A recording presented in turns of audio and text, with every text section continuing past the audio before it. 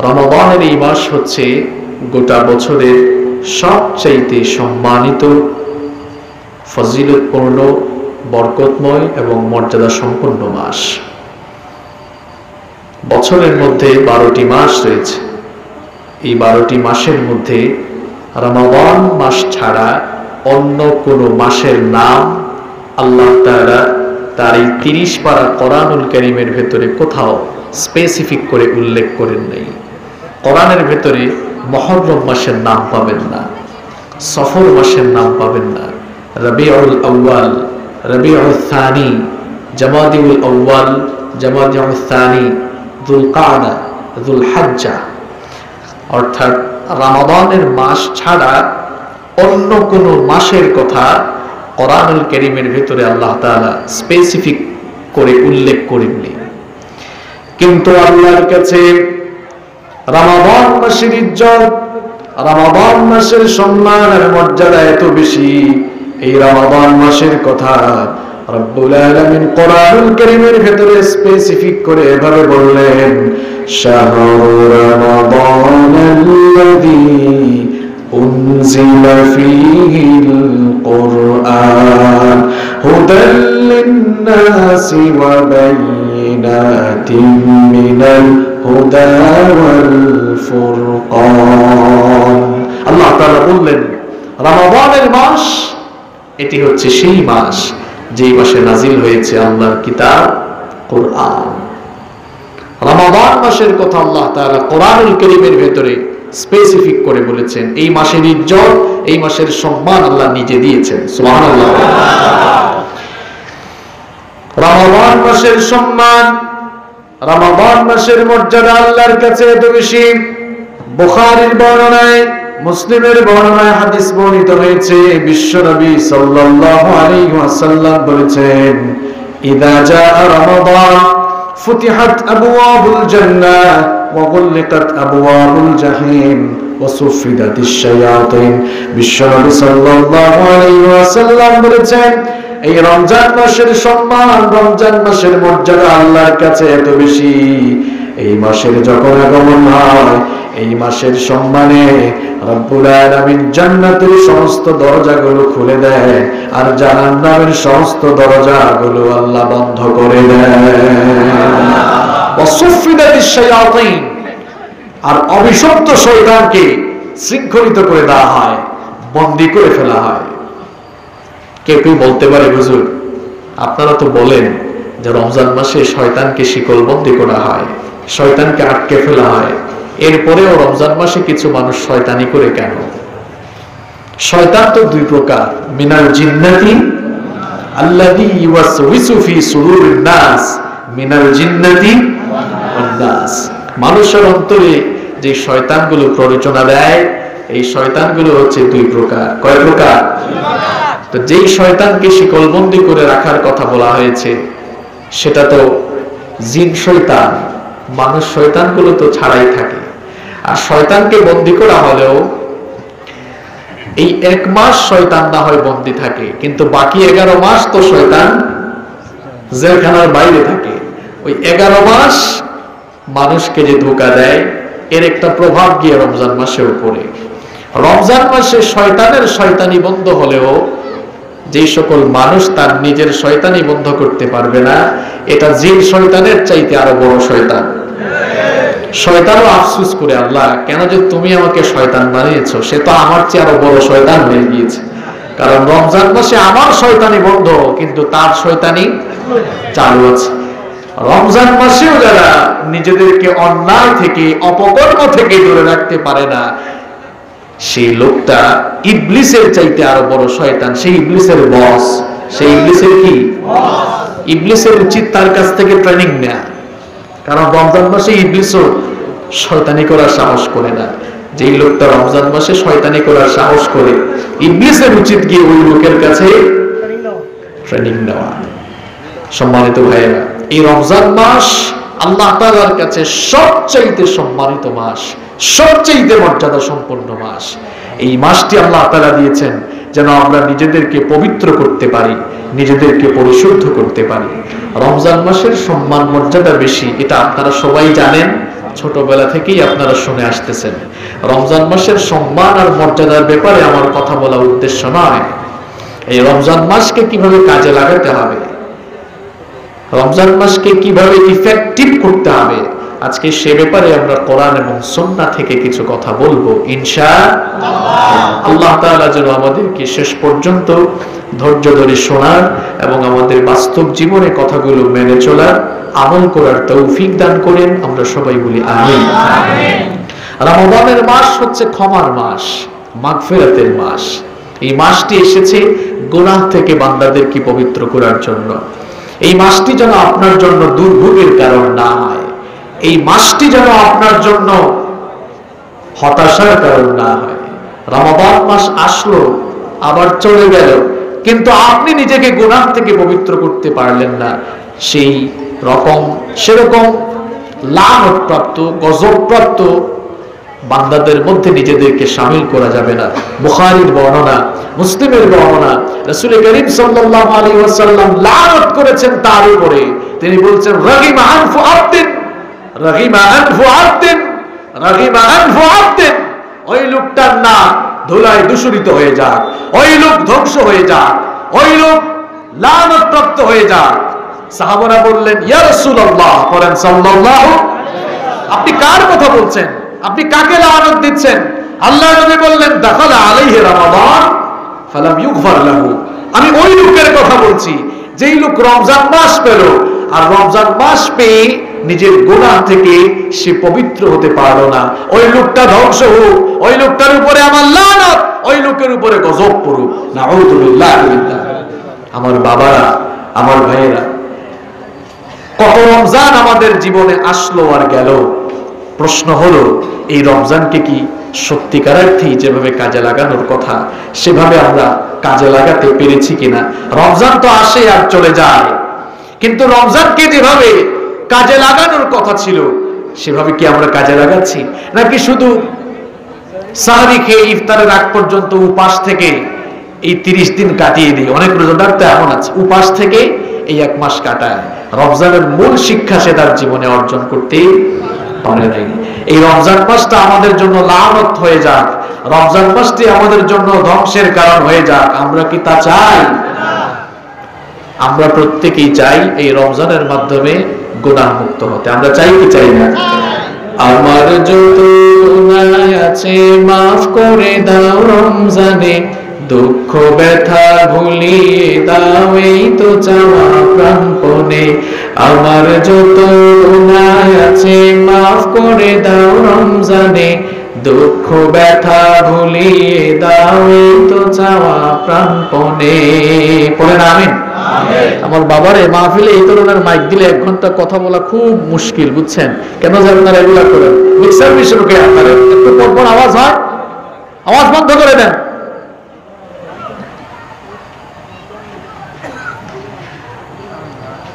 মাহফিলে আসলে 1 ঘন্টা কথা বলতে হয়, বুঝতে পেরেছেন? এরকম মাইক দিয়ে 5-7 মিনিট জুড়ে জুড়ে বক্তব্য দেওয়া যায়। মিক্সার মেশিনের সাথে হয়তো আপনারা অনেকে পরিচিত আছেন, কেউ কেউ নেই। মিক্সার মেশিন ছাড়া কি মাইককে অ্যাডজাস্ট করা যায়? মিক্সার মেশিন কোথায়? টাকা নেওয়ার বেলায় তো ঠিকই নিয়েছেন, সার্ভিস দেওয়ার বেলায় তো জিরো।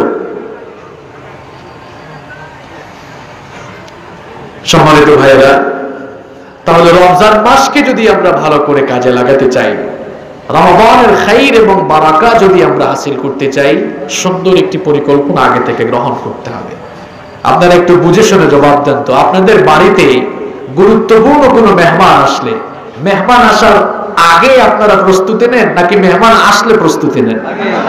মাশাআল্লাহ, খুব সুন্দর জবাব দিয়েছেন আপনারা। আপনার বাড়িতে গুরুত্বপূর্ণ কোনো মেহমান আসলে আপনি আগে থেকেই ঘরের সবাইকে বলেন, এই ঘর পরিষ্কার করো, সুন্দর বেডশিট বিছাও, রুমটাকে ফিট করে রাখো। আপনি বাজারে দৌড়ান, মেহমানের জন্য আপনি খাবার দাবার কেনা শুরু করে দেন। যাবতীয় প্রস্তুতি আমরা মেহমান আসার আগে গ্রহণ করি না পরে? রমজানের মাস হচ্ছে বছরের সবচাইতে সেরা মাস, সবচাইতে শ্রেষ্ঠ মাস, সবচাইতে মোবারকপূর্ণ মাস। আমার বাবারা, আমার ভাইরা এদিকে তাকান। এই যদি কনসেন্ট্রেশনের অবস্থা হয় কেমনে বুঝবেন আপনারা বলেন? এই জায়গায় বোমা ফুটলেও এখন তাকানো যাবে না। যদি আপনি কথাগুলো বাড়িতে নিয়ে যেতে চান, নিজের মধ্যে ধরে রাখতে চান, রমাদানের মাস হচ্ছে বছরের সবচেয়ে মুবারক মাস, রমাদানের মাস হচ্ছে বছরের সবচেয়ে শ্রেষ্ঠ মাস, রমাদানের মাস হচ্ছে বছরের সবচেয়ে সেরা মাস। এই মাসটিকেও যদি আপনি যথাযথভাবে কাজে লাগাতে চান, রমজান আসার আগে প্রস্তুতি নেবেন নাকি রমজান শুরু হলে প্রস্তুতি নেবেন?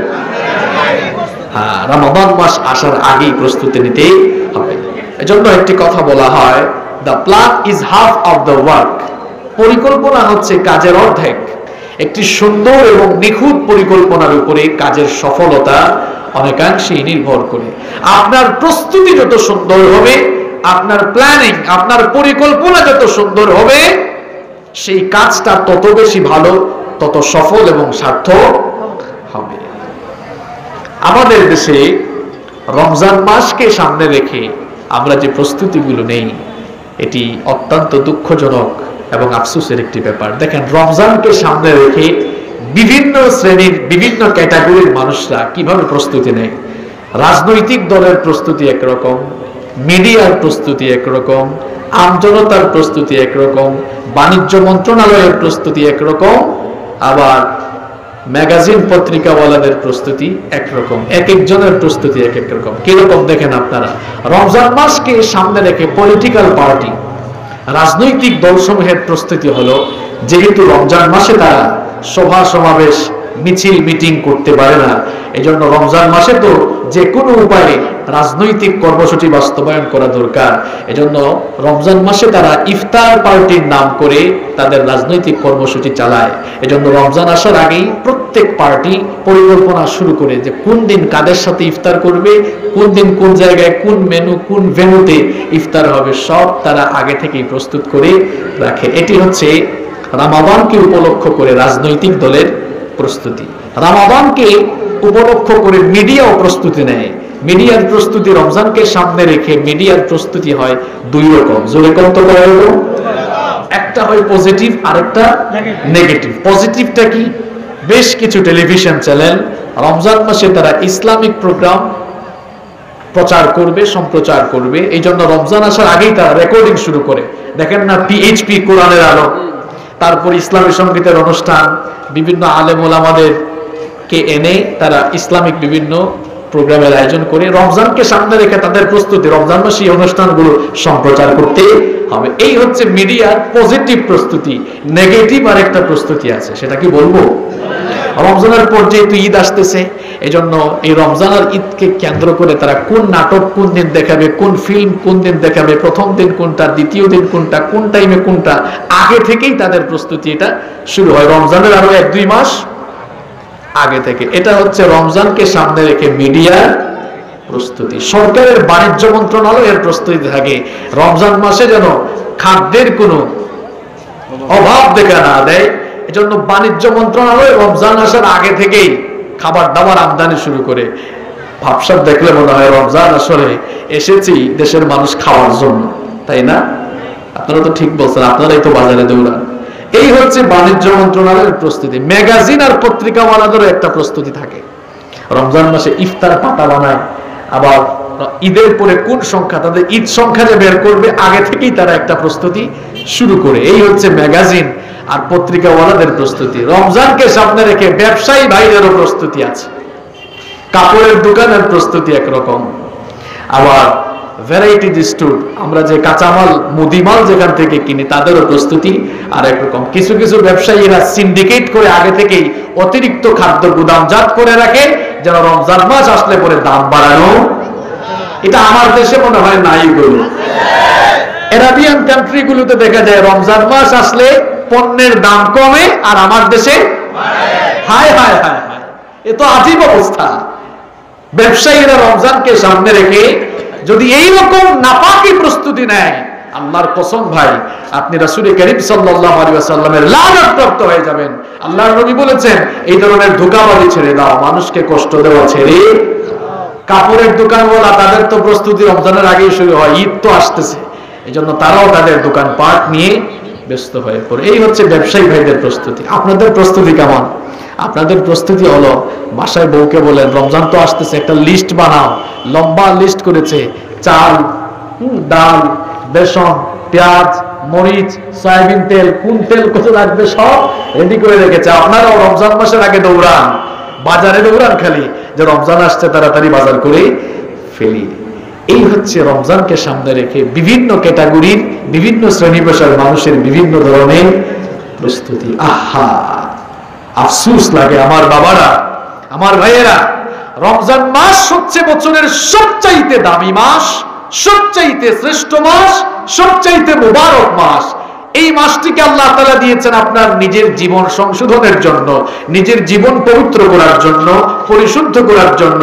এই মাসটিকে সামনে রেখে কোথায় একটি সুন্দর পরিকল্পনা নেওয়া দরকার ছিল, একটি সুন্দর প্ল্যানিং করা দরকার ছিল, একটি পূর্ণাঙ্গ যথাযথ প্রস্তুতি নেওয়া প্রয়োজন ছিল। আপনি প্রস্তুতি না নিয়ে, প্ল্যানিং না করে, এই হাবিজাবি কাজ কারবার করে আপনি সময় পাস করছেন, এটা আমাদের জন্য খুব দুঃখজনক। রমাদানের খাইর বারাকা যদি আমরা হাসিল করতে চাই, রমজান আসার আগেই সুন্দর একটি প্রস্তুতি নিতে হবে। রাসূল করিম সাল্লাল্লাহু আলাইহি ওয়াসাল্লাম বলেছেন, তাবরানীর বর্ণনা, ইন্নাল্লাহা ইউহিব্বু ইযা আমিলা আহাদুকুম আমালান আইয়ুদখিনাহু। আল্লাহ রাসূল সাল্লাল্লাহু আলাইহি ওয়াসাল্লাম বলেছেন, যখন কোনো বান্দা কোনো কাজ সুন্দরভাবে, সুচারুভাবে, যথাযথভাবে সম্পূর্ণ করে, আল্লাহ তাআলা ওই কাজটাকে পছন্দ করেন। সুবহানাল্লাহ। তো রমজান মাসটাকে যদি আমরা সুন্দরভাবে, যথাযথভাবে কাজে লাগাতে চাই, রমজান মাস আসার আর মাত্র 12 থেকে 13 দিন বাকি আছে। এই রমজান মাসকে কাজে লাগাতে হলে ভালো করে প্রস্তুতি নিতে। একটা সুন্দর উদাহরণ দিয়ে আমরা মূল আলোচনায় ঢুকে যাই। আমার বাবারা, আমার ভাইরা, এই যে আজকের এই মাহফিল আয়োজন হলো, এই মাহফিল আয়োজনের জন্য মাহফিল কমিটি অনেক কষ্ট করেছে। এই যে প্যান্ডেল তারা বানিয়েছে, আমি আসার পরে যদি তারা প্যান্ডেল বানানো শুরু করত, মাইক লাগানো শুরু করত, তাহলে কি এখানে আর মাহফিল হতো? কি করেছে তারা? 20-25 দিন আগে পোস্টার বানিয়েছে, পোস্টার লাগিয়েছে, প্রচার প্রচারণা চালিয়েছে, হয়তো 2-4 দিন আগে প্যান্ডেলের কাজ শুরু হয়েছে। একটা মাহফিলকে কেন্দ্র করে নানামুখী পরিকল্পনা, নানামুখী প্রস্তুতি গ্রহণ করা হয়। আপনার প্রস্তুতি এবং পরিকল্পনা যত সুন্দর, আপনার মাহফিল বাস্তবায়ন তত সুন্দর। রমজান মাস আমাদের সামনে সমাগত। রমজান আসার আগে যত সুন্দর প্রস্তুতি নেবেন, যত সুন্দর পরিকল্পনা গ্রহণ করবেন, আপনার রমজান তত বেশি সাকসেসফুল হবে ইনশাআল্লাহ। রমজান মাসকে আপনারা কাজে লাগাতে চান তো? কারা কারা কাজে লাগাতে চান না হাত তুলেন। দেখছেন, কমান্ডারের কমান্ড শোনার আগেই কাম শুরু। রমজান মাসকে আমি বলেছি, কারা কারা কাজে লাগাতে চান না? আপনারা কি কাজে লাগাতে চান না? লাগাতে চান তো সবাই? আমার বাবারা, আমার ভাইয়েরা, কে যে কখন আমরা দুনিয়া থেকে চলে যাব আমরা কেউ জানি। গত বছরের রমজান মাসে আপনাদের এলাকায় অনেক মানুষ আপনাদের সাথে ছিল না? এদের মধ্যে কেউ কেউ দুনিয়া ছেড়ে চলে গেছে, এরকম কি আছে? আগামী বছরের রমজান আমরা পাবো কি পাবো না আমরা কি জানি? কারণ আমরা হঠাৎ করে দুনিয়া থেকে চলে যেতে পারি, চোখের পলকে আমরা লাশ হয়ে যেতে। চোখেরই পলকে তুমি হতে পারো লাশ, চিরতরে বন্ধ হবে তোমারই নিঃশ্বাস। চোখেরই পলকে তুমি হতে পারো লাশ, চিরতরে বন্ধ হবে তোমারই নিঃশ্বাস। হবে নাম তোমারই নাম মসজিদের মাইকে, বাড়িওয়ালা নাই রে, বাড়ি নাই রে দুনিয়াতে। বাড়িওয়ালা নাই রে, বাড়ি নাই রে দুনিয়াতে। বাড়িওয়ালা নাই রে, বাড়ি নাই রে দুনিয়াতে। বাড়িওয়ালা নাই রে, বাড়ি নাই রে দুনিয়াতে। ঠিক কিনা? এই বাড়িওয়ালা থাকবে না। আপনি যে নিজেকে বাড়িওয়ালা পরিচয় দেন, এই বাড়ি আমার, বাড়ি থাকবে, বাড়িওয়ালা থাকবে। চোখের পলকে আপনি লাশ হয়ে যেতে পারেন, হঠাৎ আপনার নিঃশ্বাস বন্ধ হয়ে যেতে পারে। আমাদের লাইফের কোনো guarantee. Every soul will take the test of death. প্রত্যেক প্রাণীকেই মরণের স্বাদ আস্বাদন করতে হবে। যেহেতু আমরা দুনিয়া থেকে চলে যাব, আর কে কখন যাব আমরা জানি।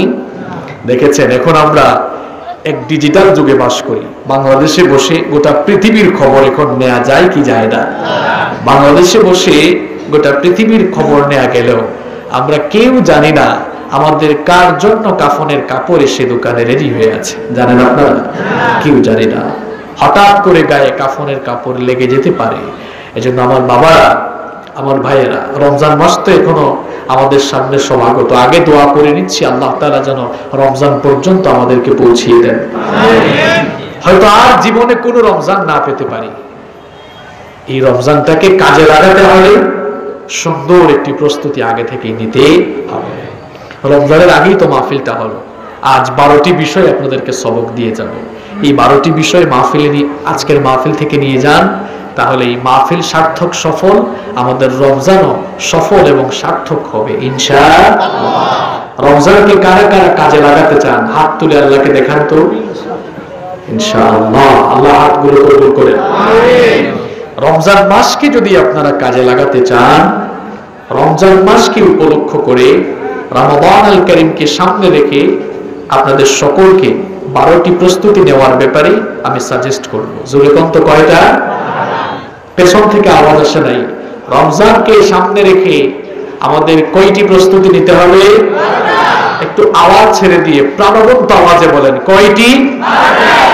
এই 12টি প্ল্যান, 12টি পরিকল্পনা, 12টি প্রস্তুতি যদি আমরা নিতে পারি ইনশাআল্লাহ এই বছরের রমাদান একটি শ্রেষ্ঠ রমাদান হবে আমাদের জন্য ইনশাআল্লাহ। কয়টি কাজ করতে হবে? অনেক ভাইদের কাছে স্মার্টফোন আছে, স্মার্টফোনে নোট করার একটা অপশন আছে না? এই 12টি পয়েন্ট নোট করে নিয়ে যান। যাদের স্মরণ শক্তি ভালো মুখস্থ করে নিয়ে যান। এই 12টি পয়েন্ট মুখস্থ করে আজকের মাহফিল থেকে যাওয়া যাবে তো ইনশাআল্লাহ? পেছন থেকে আওয়াজ আসে নাই, পারবেন তো ইনশাআল্লাহ? রমজানকে সামনে রেখে আমরা কয়টি কাজ করব? কতটি প্রস্তুতি নিব?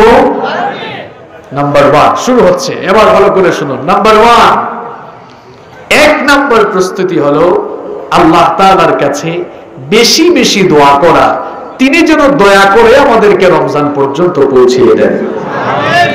রজব মাস যখন আসতো রাসূল করিম সাল্লাল্লাহু আলাইহি ওয়াসাল্লাম রজব মাস থেকেই দোয়া করা শুরু করতেন, আল্লাহুম্মা বারিক লানা ফি রজব ওয়া শাবান ওয়া বাল্লিগনা রমাদান। এই দোয়াটি আপনাদের অনেকের মুখস্থ আছে না?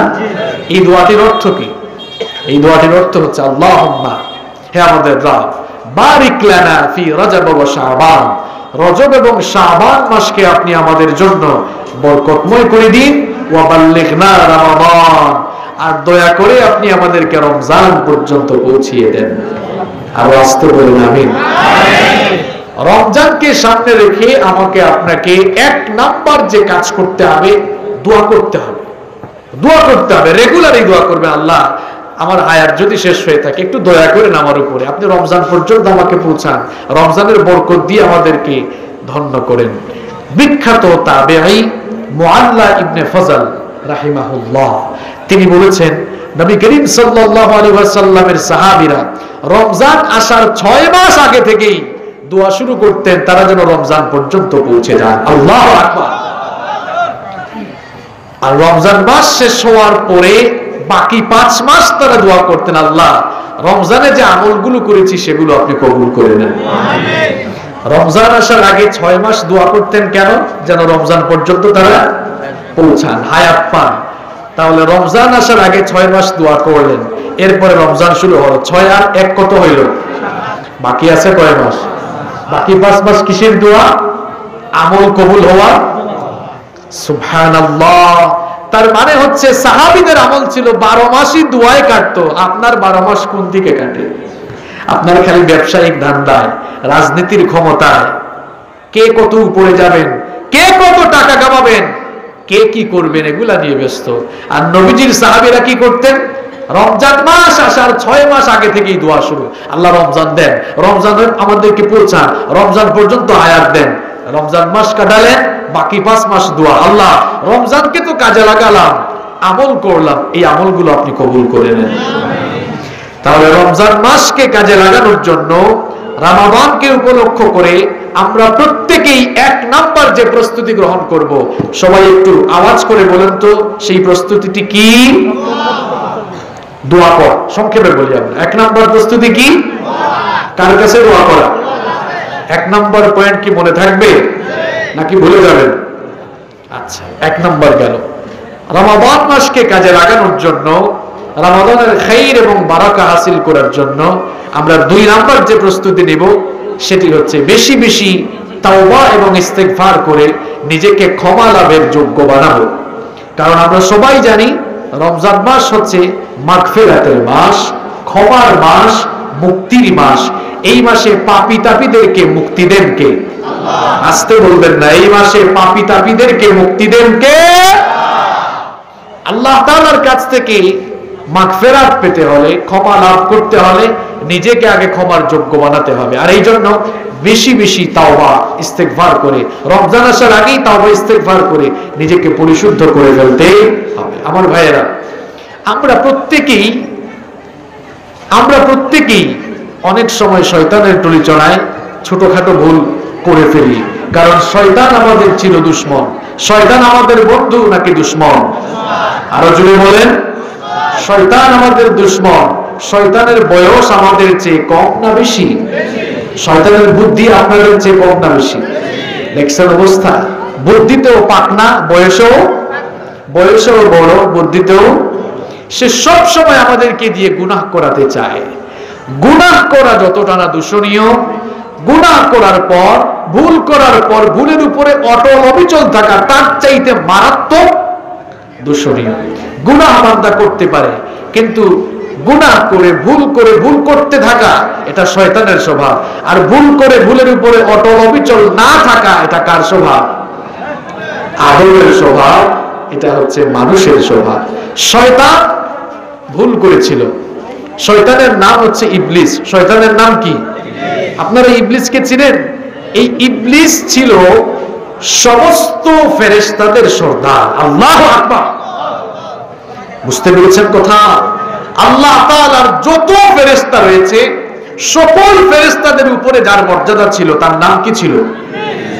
আল্লাহর ইবাদত বন্দেগী করে সে এত উপরে চলে গিয়েছিল। সে একটি মারাত্মক ভুল করেছিল। ওই ভুল করার পর ভুলের জন্য লজ্জিত হয়ে তাওবা করে নাই, মাফও চায় নাই। এই জন্য ফেরেশতার সর্দার থেকে হয়ে গেল শয়তানের। আমাদের সবার বাবা, পৃথিবীর সমস্ত মানুষের বাবা নামটা কি? আদম আলাইহিস সালাম। তিনিও একটি মারাত্মক ভুল করেছিলেন, কিন্তু ভুল করার পর তিনি ইবলিসের মতো অহংকার করেন নাই, ভুলের উপরে অটল থাকেন নাই। লজ্জিত হয়ে, অনুতপ্ত হয়ে তাওবা করে মাফ চাইলেন কার কাছে? তার মর্যাদা বাড়লো না কমলো? আমাদের সকলের বাবা, পৃথিবীর প্রথম মানুষ এবং প্রথম নবী সাইয়েদনা আদম আলাইহিস সালামকে রব্বুল আলামিন তার নিজের হাতে বানালেন। আদম আলাইহিস সালামকে রব্বুল আলামিন তার নিজের হাতে বানানোর পর জ্ঞান এবং যোগ্যতার সকল দিক থেকে তাকে শ্রেষ্ঠত্ব দিলেন। এরপরে সাইয়েদনা আদম আলাইহিস সালামকে আল্লাহ তাআলা ফেরেশতাদের সামনে হাজির করলেন। ফেরেশতাদের সামনে হাজির করে সকল ফেরেশতাদেরকে অর্ডার করলেন, তোমরা আমার বানানো আদমকে সাজদা দাও। ইবলিস ছাড়া বাদবাকি সকল ফেরেশতারা আদম আলাইহিস সালামকে সাজদা দিল।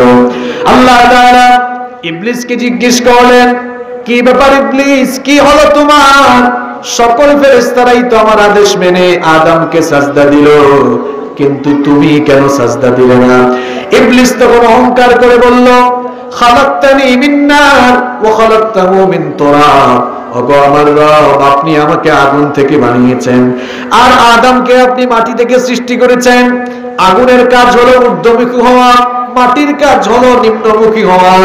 আনা খায়রুম মিন, আমি মাটির তৈরি আদমের চাইতে শ্রেষ্ঠ, সুতরাং আমি কেন তাকে সাজদা দিব? রব্বুল আলামিন তখন বললেন, আমার আদেশ মেনে আনুগত্যের মস্তক অবনত করে সকল ফেরেশতারা সাজদা দিল, আর তুই অহংকার করে আমার আদেশ অমান্য করলি। ওরে ইবলিস, আজ থেকে তুই আমার জান্নাত থেকে বের হয়ে যা। আজ থেকে আমি তোকে মরদুদ বানিয়ে দিলাম, মালউন বানিয়ে দিলাম, অভিশপ্ত বানিয়ে দিলাম, আজ থেকে আমি তোকে জান্নাত থেকে বের করে দিলাম। ইবলিস তখন আল্লাহ তাআলাকে বলল, ওগো আমার রব, ঠিক আছে আমাকে জান্নাত থেকে বের করে দিচ্ছ, কিন্তু আমার একটা আবেদন আছে, তোমার কাছে আমি একটি আবেদন পেশ করতে চাই। আল্লাহ তাআলা বললেন, আমার কাছে তুই কি চাস? ইবলিস তখন বলেছিল, রব্বুল আলামিন কোরআনুল কারীমের ভিতরে তা তুলে দিয়েছেন, ক্বালা আনজিরনি ইলা ইয়াউমি ইউবাসুন। ইবলিস বলেছিল, আল্লাহ তাআলা আপনি আমাকে জান্নাত থেকে বিতাড়িত করে দিচ্ছেন, ঠিক আছে, কিন্তু আপনি আমাকে কিয়ামত পর্যন্ত হায়াত বাড়িয়ে দেন, কিয়ামত পর্যন্ত আমাকে অবকাশ দেন। আল্লাহ তাআলা বললেন, ঠিক আছে, তোর আবেদন আমি মঞ্জুর করলাম, ইন্নাকা মিনাল মুনজারিন, তোকে আমি অবকাশগ্রস্ত করে দিলাম, কিয়ামত পর্যন্ত তোকে সুযোগ দিলাম। ইবলিস এই সুযোগ পেয়ে এবার কি করলো দেখেন, সে এবার আল্লাহর সঙ্গে চ্যালেঞ্জ করে ফেললো। সে তখন বলেছিল, قال فبما أغويتني لأقعدن لهم صراطك المستقيم ثم لآتينهم من بين أيديهم ومن خلفهم وعن أيمانهم وعن شمائلهم ولا تجد أكثرهم শাকিরিন। ইবলিস তখন বলল, ওগো আল্লাহ, যে আদমের কারণে তুমি আমাকে জান্নাত থেকে বের করে দিয়েছো, এই আদম এবং তার বংশধরদেরকে, এই আদম এবং তার সন্তানদেরকে সোজা রাস্তায় চলতে বাধা দেওয়া, হেদায়েতের পথে চলতে বাধা দেওয়াই হবে আমার প্রথম এবং প্রধান কাজ। এই আদম এবং তার বংশধরদেরকে কিয়ামত পর্যন্ত ধোঁকা দেওয়াই হবে আমার ভিশন আর মিশন। এদেরকে আমি সামন দিক থেকে, পেছন দিক থেকে, ডান দিক থেকে, বাম দিক থেকে, এক কথায় চতুর্দিক থেকে আমি তাদেরকে ওয়াসওয়াসা দিব, ধোঁকা দিব, প্ররোচনা দিব। ধোঁকা দিয়ে দিয়ে, ওয়াসওয়াসা দিয়ে দিয়ে, প্ররোচনা দিয়ে দিয়ে তোমার জাহান্নামটা আমি ভরে ফেলবো। রব্বুল আলামিন তখন বললেন, ইবলিস তুইও ভালো করে শুনে রাখ, তুই ধোঁকা দিয়ে দিয়ে আমার গোলামদেরকে যদি একেবারে জাহান্নামের দ্বার প্রান্তে নিয়ে যাস, আর আমার বান্দাগুলো যদি তাদের ভুলের জন্য, গুনাহের জন্য একটিবার লজ্জিত হয়ে, অনুতপ্ত হয়ে আমার কাছে তাওবাতান নাসুহা, খাঁটি তাওবা করে ফেলে, আমি আল্লাহ আমার ওই গোলামের সমস্ত ভুলগুলো মাফ করে দেব। ইবলিস ভুল করে ভুলের উপরেই থাকলো, তার মর্যাদা বাড়লো নাকি লানত হলো, অভিশপ্ত হলো, বিতাড়িত হলো। আর আমাদের বাবা আদম আলাইহিস সালাম, তিনিও একটি ভুল করেছিলেন, কিন্তু ভুল করার পর ভুলের উপর থাকেন নাই, লজ্জিত হয়ে, অনুতপ্ত হয়ে তাওবা করেছিলেন কার কাছে? এই জন্য তার মর্যাদা বাড়িয়েছেন কে? আল্লাহ তাআলা সাইয়েদনা আদম আলাইহিস সালামকে বানালেন।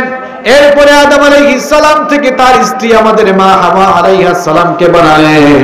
এরপরে রব্বুল আলামিন বললেন, ওগো আদম, তুমি আর তোমার স্ত্রী আমার এই জান্নাতের ভেতরে সানন্দে বসবাস করো, কিন্তু খবরদার ওই গাছটার কাছে যেও না।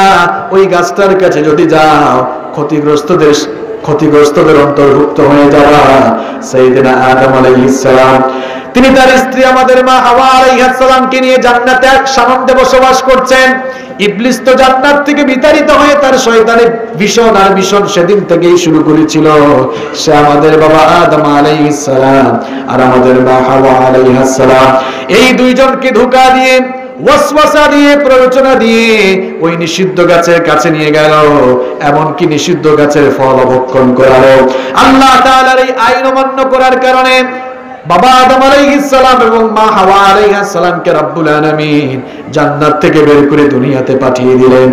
দুনিয়াতে আসার পর তারা তাদের নিজেদের ভুলের জন্য লজ্জিত হয়ে গেলেন, অনুতপ্ত হয়ে গেলেন, অনুশোচনা ফিল করলেন।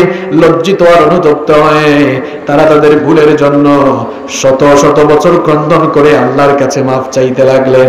শেষ পর্যন্ত রব্বুল আলামিন তাদের প্রতি দয়া পরবেশ সাহেব তাদেরকে তাওবার নিয়ম শিখিয়ে দিলেন, আর তাদেরকে বললেন, পড়ো আমার কাছে, রব্বানা যালামনা আনফুসানা ওয়া ইল্লা তাগফির লানা ওয়া ترحمنا لنكونن من الخاسرين এই দোয়াটা মুখস্থ আছে না সবার তাহলে জবান খুলে আমার সাথে বলেন রব্বানা যালামনা আনফুসানা ওয়া ইল্লাম তাগফির লানাকুনান্না মিনাল